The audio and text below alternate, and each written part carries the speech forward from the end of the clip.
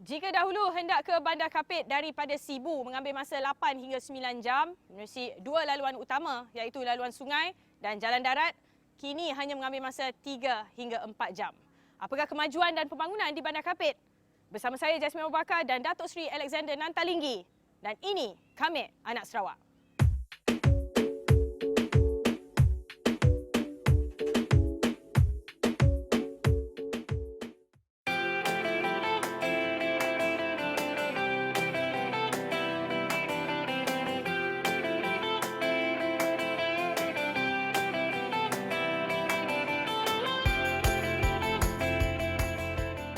Assalamualaikum dan salam sejahtera. Saya Jasmine Abu Bakar dan saya kini berada di Fort Sylvia, Kapit.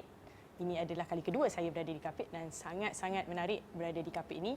Tapi saya bukan keseorangan. Orang yang lebih baik untuk menceritakan mengenai Kapit bukan saya, walaupun 2 kali. Lepas ni saya nak datang lagi.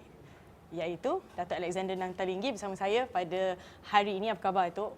Nanta Berita, betul? Nama Berita. Nama Berita. Apa khabar, Datuk? Apa khabar? Yes. Baik? Baik. Badas. Padas. Mana? Okay. Nanti Datuk kena ajar saya cakap Iban sikit. Boleh. Boleh. Datuk, jadi kalau kita berbual dengan Datuk ni, kita nak tanyalah sebenarnya Datuk dulu dilahirkan di Kapit, betul? Ya, betul. Dan ke sekolah pun di Kapit. Di sekolah Kapit. peringkat awal lah. Lepas tu ke Kuching. Lepas tu ke Kuching. Jadi orang mesti nak tahu Datuk di Kapit masa sekolah dulu macam mana perwatakan Datuk. Ui, Kapit masa tu 60-an kan. Kapit seluruh negara tu, bandar apa masih secara lama 60-an. Sekarang dah jauh beza kan. Jadi kita pun pada masa itu saya budak nakal lah di sekolah. Sebab kawan-kawan pun bersama kita mandi, saya belajar berenang di Batang Rajang tu, sungai yang besar tu. Jadi, tapi dulu masa tu sungai itu jernih sekali. Ya. Dia macam hijau dia punya tu. Sekarang sebab ada aktiviti pembalakan dan aktiviti pembinaan jalan dan sebagainya, pembangunan lain dan dah jauh lah bezanya, warna pun dah jauh beza. Dulu Datuk kata belajar berenang di sungai, berdekatan terminal penumpang. Betul. Dekat dengan Fort Sylvia ni. Kawan-kawan Datuk masa kecil dulu sekarang di mana? Ya, sama sebaya saya dulu, sekarang semualah sama. Dah umur pun sama 60-an. Jadi jangan bagi tahu orang, Datuk, tu rahsia. Rahsia tu tak apa. Jadi sekarang dah kawan-kawan. Mungkin saya sebagai wakil rakyat ada setengah kawan saya dah jadi ketua masyarakat, jadi penghulu, jadi ketua kaum, ada juga sebagai pegawai kanan kerajaan dan juga kerja bank pun ada.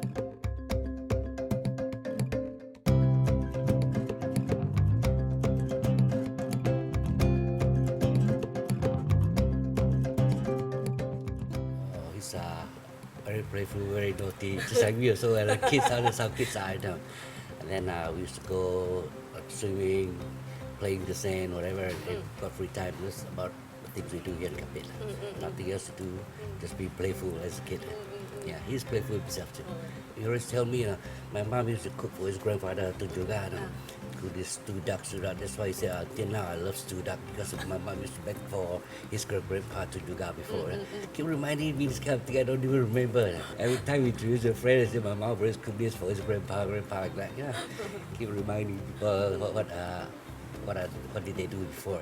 I think that he if he doesn't be in politics, he would have a very comfortable life with no time.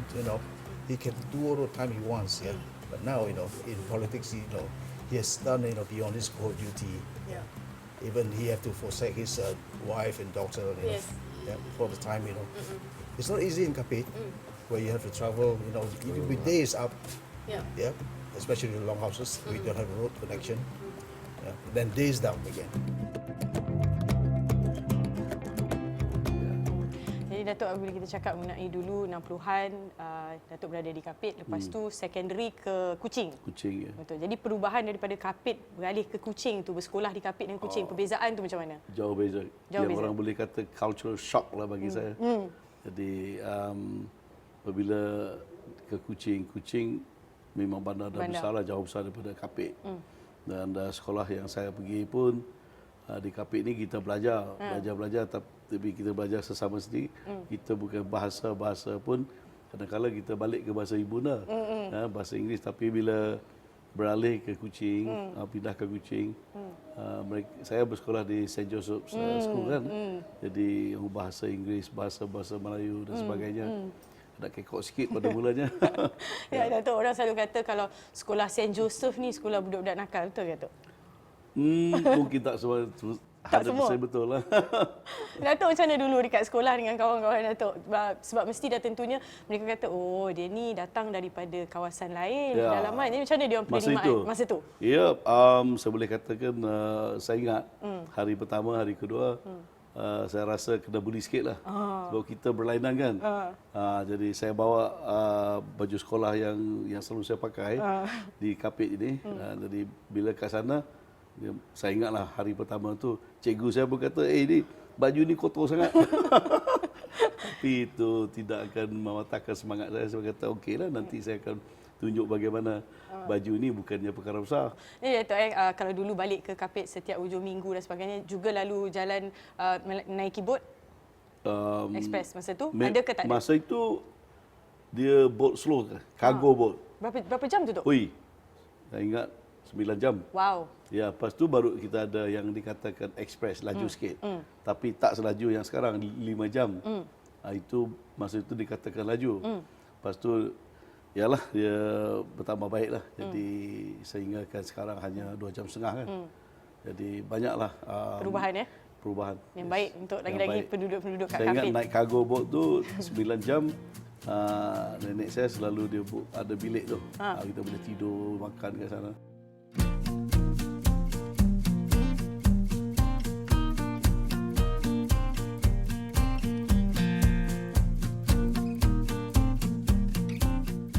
Masa itu sebab tak ada orang dengan dia, kan ke dia satu orang saja, dengan saya, dengan nenek dia. Lepas itu masa kecil pun dia baik. Dia diam, kalau dia nak barang pun dia diam. Dia tak macam di Sarawak bagi dia gauk, macam naughty. Tapi dia diam saja, apa dia nak, dia mesti mau dapat itu.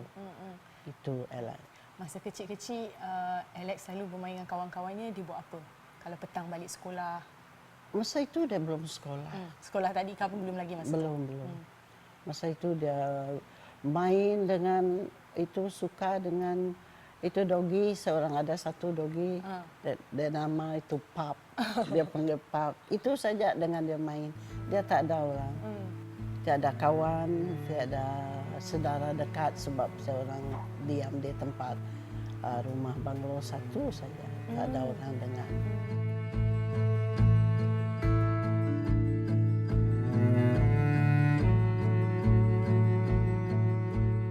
Jadi sebagai seorang ahli politik, seorang ayah dan sebagainya, bagaimana YB punya schedule sangatlah padat. Bagaimana agaknya atur perjalanan dengan keluarga, dengan isteri, dengan anak-anak, bagaimana? Memang pada mulanya sukalah nak buat balancing kata orang. Tapi saya sebelum dipilih tahun 1999, Ya. Pilihan raya yang pertama saya masuk ke parlimen yang mana. Sebelum tu saya 6 tahun dilantik sebagai salah seorang daripada berapa orang setiausaha politik kepada Yang Amat Berhormat Ketua Menteri Sarawak. Ya. Dan dengan 6 tahun tu saya banyaklah ada peluang untuk menyesuaikan diri dengan kehidupan yang sebagai seorang ayah, lepas tu suami dan juga sebagai membantu dalam politik di barisan depan lah. So it's okay. It's okay. Dia macam beransur-ansur lah. Alah, kita tahu 20 tahun Datuk telah memegang Kapit ni. Orang kata banyak perubahan yang telah berlaku daripada macam Datuk cakap tadi 9 jam naik feri. Lepas tu berubah kepada 5 jam. Saya naik sekarang ni 3 jam je. Saya juga pernah lalui jalan ladang, jalan darat, juga mengambil masa yang tidak begitu lama dan tak lama lagi ada jalan yang lebih cepat di Song, bukan? Jadi itu adalah orang kata perubahan landscape di Kapit dan tentunya orang kata kalau ada perubahan sebegini sosioekonomi rakyat di Kapit ni orang kata terus elevate. Betul. Apa pendapat Datuk mengenai itu? Ya, sebab itulah daripada mulanya saya dah tahu apa saya nak capai dalam masa saya sebagai wakil rakyat untuk kawasan Kapit ini. Memang apabila saya mengambil alih sebagai ahli Parlimen Wakil Rakyat, saya dah mengetahui apa sepatutnya kita lengkapkan Kapit. Ya. Pada masa itu bukan tak ada pembangunan, ada pelbagai pembangunan, tapi belum lengkap, belum sempurna lagi. Ya. Sebab itu saya memang tumpukan perhatian kepada nak memperbanyakkan lagi, memperhebatkan lagi pembangunan infrastruktur asas jalan raya, bekalan elektrik 24 jam dan bekalan air terawat dan sebagainya. Sebenarnya Kapit ni sehingga sejak baru 10 tahun, mungkin tak sampai 10 tahun, kita masih menggunakan jana kuasa stand alone generator untuk pekan Kapit tahu. Kita belum dapat talian grid tu dari yang belum. 24 jam. Ya 24 jam. 24 jam memang 24 jam, Pakai tapi genset, bergantung kepada generator ataupun genset yang menggunakan diesel. Jadi tak apa katakan tak reliable lah. Kadang-kadang selalunya blackout lah. Ya. Tapi sejak 8 tahun sudah baru kita dapat talian grid yang bersambung di seluruh negeri Sarawak ni. Jadi bayangkan sebelum itu memang meminta semua pembangunan infrastruktur ini diperhebatkan dan sekarang jalan raya kita dah banyak dah. Ya. Jalinan dia semuanya. Ya. Dan yang penting bagi kita sekarang adalah kita nak meminta dan kerajaan pun sudah memutuskan dan memberi keputusan kelulusan dan sekarang sedang dibina fiber optik untuk kita mendapat juga khidmat komunikasi internet dan sebagainya.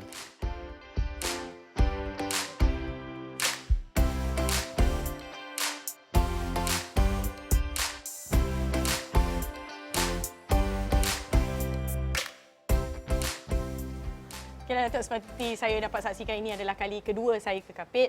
Saya tengok ini antara orang kata rumah panjang yang moden dan ini menyaksikan pembangunan yang positif untuk orang-orang Iban dan orang yang duduk di rumah panjang. Ini apa pendapat Datuk? Ya, memang sejak dah berapa tahun dulu kita memang pada peringkat awalnya memang duduk secara tradisi lah, yang desain rumahnya sebagainya, reka bentuknya. Tapi dengan ada kemajuan dan pembangunan dan sebagainya, mereka dah lebih mampu, jadi buatlah rumah yang lebih moden. Jadi kerajaan banyak bantu dari segi bahan binaan dan juga kita beri nasihat bagaimana nak buat satu reka bentuk yang lebih sesuai dengan serta dengan cara hidup secara moden lah. Iaitu ada ruang untuk kanak-kanak belajar dan sebagainya. Ya, Datuk, kita bercakap mengenai aspirasi anak muda. Dah tentu mereka duduk dulu di contohnya di Kapit, lepas tu nak duduk di rumah panjang yang lebih moden. Adakah ini satu orang kata benda yang positif untuk orang-orang muda kembali duduk di rumah panjang bersama dengan ahli keluarga yang lain? Ya, mungkin kita boleh dikatakan dalam satu dilema lah. Ada yang mengatakan mengapa tidak kita kekalkan yang tradisi. Ya. Dari boleh romantis lah sikit. Sebab kita nak kata dulu masa datuk nenek kita semua yang selesa dan sebagainya. Ya. Tapi kita tak boleh terjebak dalam sebegitu keadaan. Sebab kita seharusnya sesungguhnya mengikut Arus kemodenan. arus kemodenan. Sebab tu apabila dibuat rumah secara moden ini yang reka bentuk yang baru ini memang boleh membantu dalam dari segi kehidupan keharian mereka lebih selesa dan juga boleh mendorong lebih kondusif lah kepada family itu duduk dan untuk anak-anak dia yang mungkin perlu ruang untuk mereka belajar dan sebagainya. Dan sekarang kita ada kemudahan yang modern, internet dan sebagainya, perlu juga kita lebih teratur lah. Kalau duduk di reka bentuk yang dulu, memang tak bolehlah kita buat begitu sebab dia sempit dan juga mungkin tingkap dia tak sempurna dan sebagainya. Kalau saya tengok tadi jalan-jalan luas, sangat luas.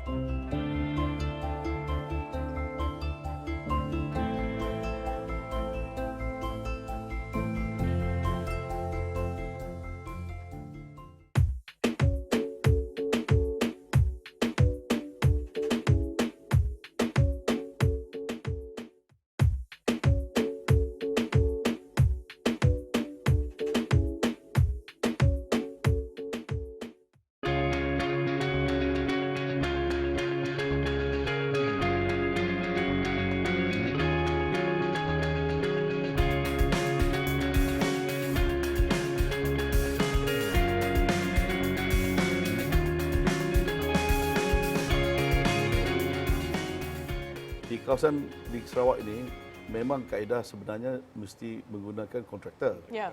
Tapi kita di Kapit kita buat lain sikit. Jadi kita dapat izin untuk kita buat secara yang kita fikirkan dan kita betul lah sebab kaedah yang kami gunakan bersama idea bersama masa tu Tuan Galong sekarang Timbalan Residen di Kapit. Dulu beliau adalah pegawai daerah yang mengetuai pasukan kerajaan yang membantu dalam melaksanakan projek ini. Jadi kami berunding dan fikirkan kalau kita buat secara gotong royong iaitu hanya bahan-bahan yang perlu dibeli kita beli dan bekalan. Tapi yang mana bahan yang kita boleh dapat kayu dan sebagainya kita boleh dapat dari kebun dan hutan, kita potong sendiri dan untuk kerja, tenaga kerja buat sendiri gotong royong. Secara Jadi tidak lebih langsung kurangkan kos. kurangkan kos dan yang penting lebih value for money. Yes. Jadi kalau kita secara serah kepada kontraktor, sesungguhnya kontraktor mesti ada Profit yang dia nak buat, kan? dia untung dia. Jadi penerima tidak dapat mendapat Value yang for lebih money. baiklah. Jadi di daerah Song dalam kawasan parlimen saya, daerah Kapit ini kita buat begitu. Jadi hampir 100% kita buat tanpa menggunakan kontraktor. Jadi kalau kita ada peluang melihat bagaimana baiknya kerja akhirnya memang bagus. Tapi Datuk, ini satu benda yang sangat orang kata menarik bila kita bercakap mengenai gotong royong yang lakukan adalah penduduk-penduduk sendiri. Ya. Maknanya mereka yang berada di sini atau penduduk di sini mempunyai bakat membina contohnya. Ya. Ya, ada yang dah dapat pengetahuan bagaimana skill bagaimana. Kenapa? Ada yang muda-muda ni ini tempat rumah asal dia. Ya. Tapi dia mereka bekerja di bandar. Ya. Bandar di mana? Bersama kontraktor-kontraktor yang buat perumahan. Yang lebih besar. Jadi yang komersial tu. Ya.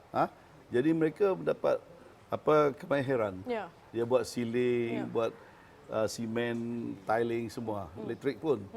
Jadi apabila kampung dia ada program untuk pembinaan, dia balik, Ya. dia bantu. Jadi dia buat tengok the finish ya. Jadi memang sungguh sama startup dengan kualiti yang kita dapat yang dijual secara komersial. Jadi untuk kerja-kerja yang kasar, yang tua-tua tu, dia bantu juga. Misalnya jauh di pedalaman, di ulu, kita tak dapat nak beli batu Bata-bata. yang mahal. Ya, kalau kita dapat dari kilang-kilang, kita angkut lagi, pengangkutan pun besar belanjanya. Mereka buat batu-bata sendiri. Bagaimana? Sebab di sungai, di hulu kan banyak pasir. Dia gunakan pasir campur dengan semen sikit, jadi batu bata. Dia ada acuan dia. So mungkin sampai ke jauh ke hulu berjam-jam dari bandar, mungkin seseorang memikirkan bagaimana dapat batu bata. Bukan ada kilang, memang tak ada. Buat sendiri. Buat sendiri.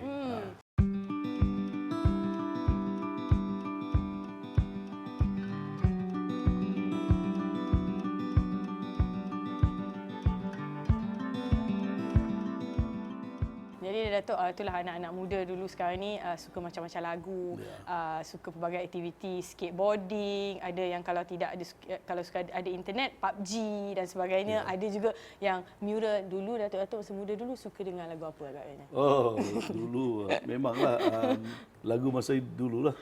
Siapa tu? Whitney Houston ke? Bukan. Mana ada Whitney Houston lagi? Lagi? Siapa masa Belum dulu? lagi Whitney Houston. Masa Carefree. itu Cliff Richard, Wow. lagu The Young Ones. The Young Ones. Yes. Datuk nak nyanyi sikit? Boleh lah nyanyi. Apa nyanyi? The Young Ones, darling the Young Ones. Jangan lah. Dato' Alex is, we are very close. He's my close cousin. Actually, we are more than a cousin. Macam adik-beradik. This is what I want to emphasize here lah. He's very close to me. Then dia macam seorang yang memang dari kecil macam sudah jadi pemimpin juga. He always guide me closely. During masa kecil dia sudah beri pandangan sebab dia is good in studying.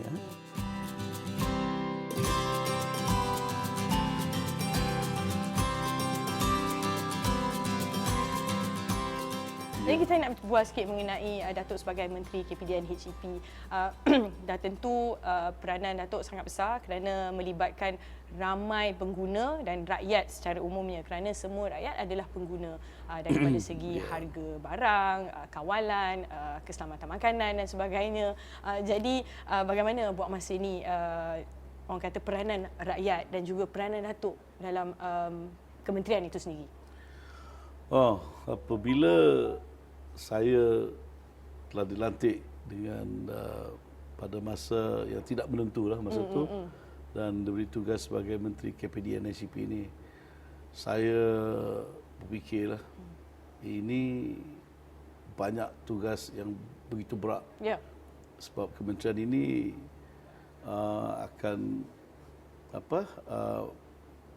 seharusnya membantu rakyat dalam menangani bebanan kehidupan harian. Ya. Harga barang tak boleh naik. Ya. Keberadaan barang-barang keperluan.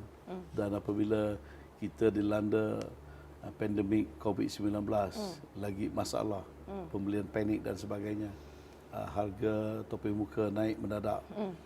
Jadi untuk berterusan, saya faham akan tugas kita kepada pengguna adalah untuk melindungi pengguna daripada abuse kata orang, ataupun permainkan peniaga yang tidak beretika, suka-suka naikkan harga dan sebagainya.